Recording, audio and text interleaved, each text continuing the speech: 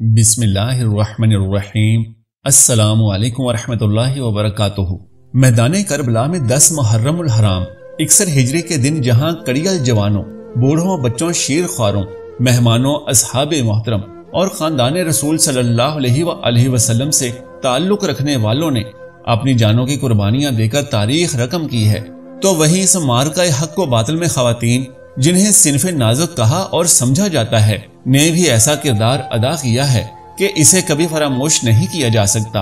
ان خواتین میں سیدہ زینب بنت علی کا نام واقعہ کربلا میں ان مٹ نقوش رکھتا ہے۔ حضرت امام حسین سے بے حد محبت کرنے والی سیدہ زینب رضی اللہ تعالیٰ عنہ نے کربلا کی داستان کا وہ باب رقم کیا جو امام حسین رضی اللہ تعالیٰ عنہ کی شہادت کی وجہ سے ادھورا رہ گیا تھا۔ امام حسین رضی اللہ تعالیٰ عنہ کی شہادت کے بعد بہت ہی سخت وقت تھا جب آپ سلام اللہ علیہ کے کردار کا آغاز ہوا، اور یہ بات تاریخ اسلام کے ورق ورق پر لکھی ہوئی دکھائی دیتی ہے کہ دین اسلام کے بقا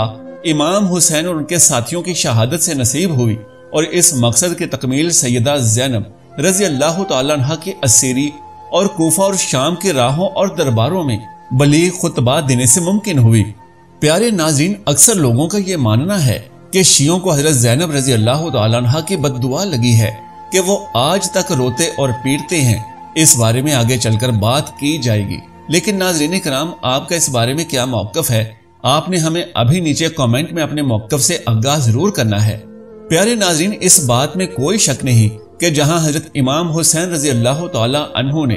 فاسق و فاجر یزید پلید کی بیعت سے انکار کر کے اپنے نانا کے دین حق کو سربلند کیا، وہیں امام حسین رضی اللہ تعالیٰ عنہ کی شہادت کے بعد دین کی سربلندی کو آگے بڑھانے کے لیے بی بی زینب نے جو کردار ادا کیا، وہ آج بھی تاریخ اسلام میں سنہری حروف کی صورت موجود ہے۔ امام حسین رضی اللہ تعالیٰ عنہ کے اہداف کو مختلف مقامات اور خاص طور سے دربار یزید میں جب شہدائے کربلا کے مختلف مقامات اور خاص طور سے دربار یزید میں جب شہدائے کربلا کے کٹے سروں کے ساتھ محفل ترب و سرور سجائی گئی تھی اور اسلامی ملکوں کے نمائندوں اور سفیروں کو خصوصی دعوت دی گئی تھی، تو ان کے درمیان ضمیر کو جگا دینے والے بے نظیر خطبات کو بیان کرنا اور بنو امیہ کی حکومت اور اس کے افکار کو زمانہ بھر کے سامنے رسوا کر دینا، یقیناً یہ دلیری اور شجاعت فقط اور فقط حضرت بی بی زینب بنت علی سلام اللہ علیہ کے حصے میں آئی ہے۔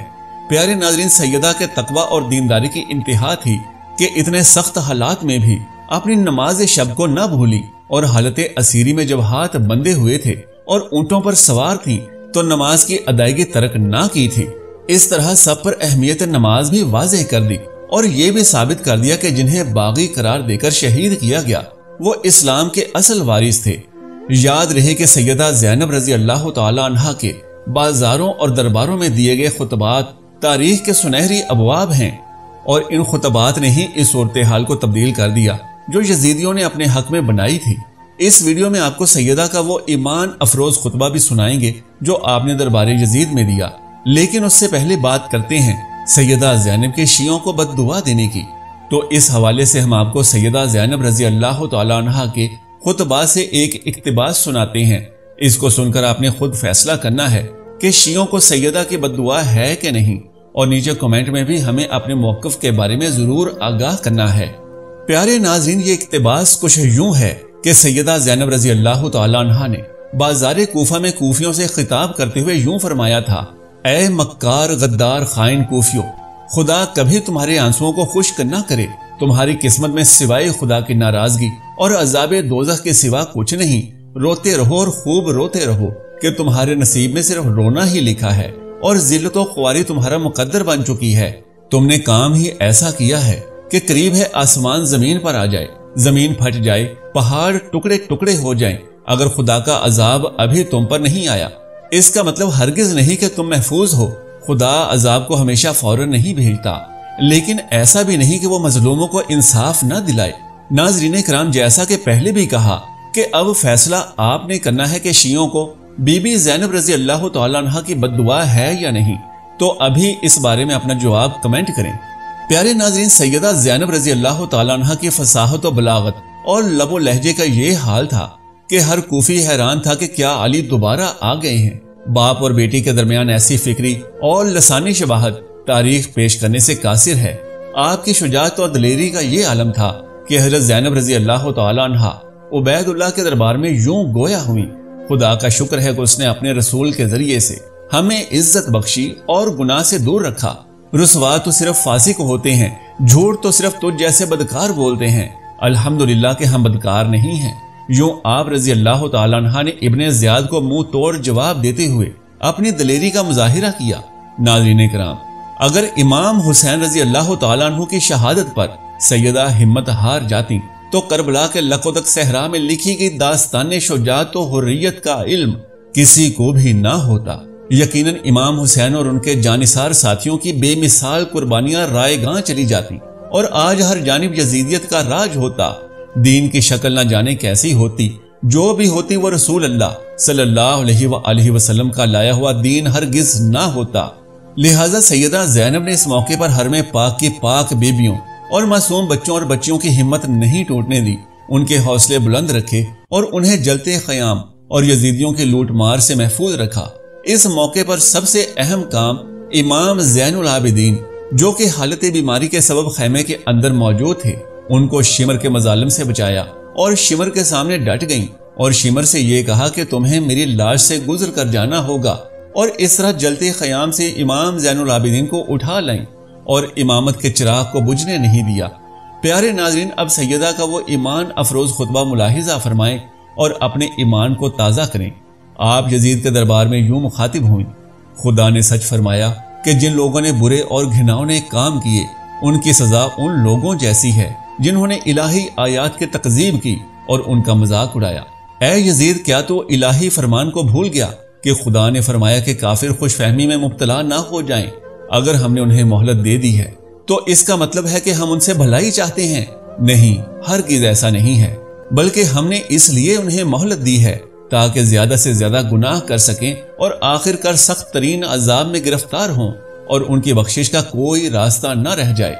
اے اس آدمی کے بیٹے جسے میرے جد پیغمبر صلی اللہ علیہ وآلہ وسلم نے اسیر کرنے کے بعد آزاد کر دیا، کیا یہی عدل و انصاف ہے کہ تو اپنی عورتوں اور کنیزوں کو تو پسے پردہ بٹھائے اور رسول کی بیٹیوں کو اسیر کر کے دیارے بے دیار پھرائے؟ اے یزید، تو نے ابھی اپنے آباء و اجداد کو یاد کیا ہے، گھبراؤ نہیں، جلد تم بھی انہی کے پاس پہنچنے والے ہو اور پھر تم تمنا کرو گے، اے کاش تمہاری زبان گونگی ہو گئی ہوتی اور اہل بیت کو برا بھلا نہ کہا ہوتا، اے کاش تمہارا ہاتھ شل ہو گیا ہوتا، اے کاش تمہارا ہاتھ شل ہو گیا ہوتا۔ جو لوگ راہ خدا میں قتل کر دیے گئے انہیں ہرگز مردہ نہ سمجھنا، بلکہ وہ زندہ ہیں اور اللہ کی طرف سے رزق پاتے ہیں۔ اے یزید، تیری حیثیت میری نگاہ میں انتہائی پست و حقیر ہے اور میں بے پناہ تیری ملامت کرتی ہوں اور تمہیں بے حد ذلیل و خوار سمجھتی ہوں۔ یزید، تمہیں یہ گمان نہ ہو کہ تمہاری حشمت و جلالت اور حکومت سے میں مرعوب ہو جاؤں گی۔ کتنی عجیب بات ہے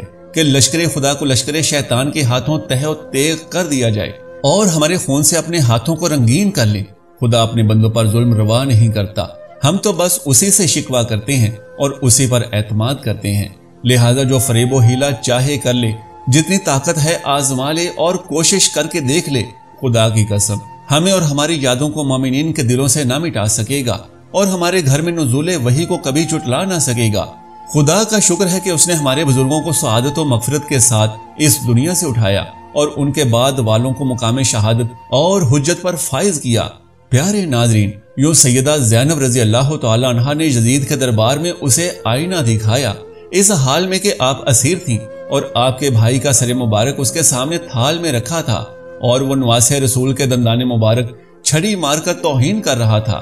مختلف ممالک کے سفیروں کو دعوت دی گئی تھی کہ وہ بھی یہ سب تماشا دیکھیں، مگر تماشا دکھانے کے خواہش مند خود ان کے سامنے تماشا بن گئے۔ اللہ تبارک و تعالیٰ کی لاکھوں کروڑوں رحمتیں سیدہ مطہرہ کی قبر مبارک پر برسیں، آمین یا رب العالمین۔ ناظرین کرام، ہماری آج کی اس معلوماتی ویڈیو کو لائک اور شیئر کر دیجئے اور اسلامی واقعات کے اس چینل کو سبسکرائب کر لیجئے۔